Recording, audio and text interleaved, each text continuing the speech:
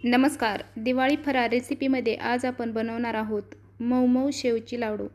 चला तर मग रेसिपी पाहूया. सर्वप्रथम आपल्याला बेसन पीठ चाळणीने चाळून घ्यायचं आहे. इथे मी 1 वाटी बेसन पीठ चाळणीने चाळून घेतलेलं आहे. त्याचबरोबर थोडंसं मीठ टाकून घ्यायचं आहे आणि चिमूटभर आपल्याला खायचा सोडा टाकायचा आहे. थोडे थोडे पाणी टाकून अशा पद्धतीने आपल्याला हे पीठ मळून घ्यायचं आहे. पीठ आपल्याला जास्त घट्टही नाही आणि जास्त पातळही नाही, तर अशा पद्धतीचं पीठ आपल्याला तयार करून घ्यायचं आहे. आता आपण शेव पाडून घेऊया. तर इथे मी छोट्या साईजची शेवची पाटी लावलेली आहे आणि सोऱ्यामध्ये अशा पद्धतीची शेव मी तयार करून घेत आहे. तर बघू शकता किती मस्त अशी आपली शेव तयार झालेली आहे. शेव तळत असताना आपल्याला एकदम कडक शेव तळून घ्यायची नाही. बघू शकता. तर शेव पाडण्यासाठी मी थोडासा फूड कलर वापरलेला आहे. फूड कलर तो ऑप्शनल आहे. तुम्हाला पाहिजे असेल तर तुम्ही वापरा, नाही तर काय हरकत नाही. अशा पद्धतीची आपली शेव तयार करून झालेली आहे. आता ही शेव आपल्याला एकदम बारीक तयार करून घ्यायची आहे. तर एकदम शक्य होईल तेवढी बारीक करायची आहे.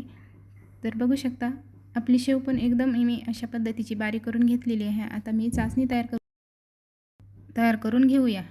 चला तर मग 1 वाटी पाणी घेतलेलं आहे. त्याचबरोबर 1 वाटी साखर घेतलेली आहे. ज्या वाटीने आपण बेसन पीठ घेतलेलं आहे अगदी त्याच वाटीने आपल्याला साखर घ्यायची आहे. हे प्रमाण योग्य आहे. त्याचबरोबर 2 इलायची मी त्यामध्ये टाकून घेतलेले आहेत. आता हे सर्व आपल्याला एकतारी चासणी तयार करून घ्यायची आहे. तर बघू शकता अशा पद्धतीची आपली किती मस्त अशी चासणी झालेली आहे. एकतारी चासणी झालेली आहे. आता हे मी तयार करून घेतलेली बारीक शेव मी त्यामध्ये टाकून घेत आहे. आता ही शेव आपल्याला अशा पद्धतीची मिक्स करून घ्यायचं आहे. त्यामध्ये थोडंसं, तर बघू शकता किती परफेक्ट असं आपलं प्रमाण झालेलं आहे आणि एकदम छान असं. त्यामध्ये मी 2 चमचे मगज बी टाकलेलं आहे आणि हे सर्व आपल्याला एकत्र मिक्स करून घ्यायचं आहे. तर तुम्ही इथे ड्रायफ्रूट्स वापरू शकता.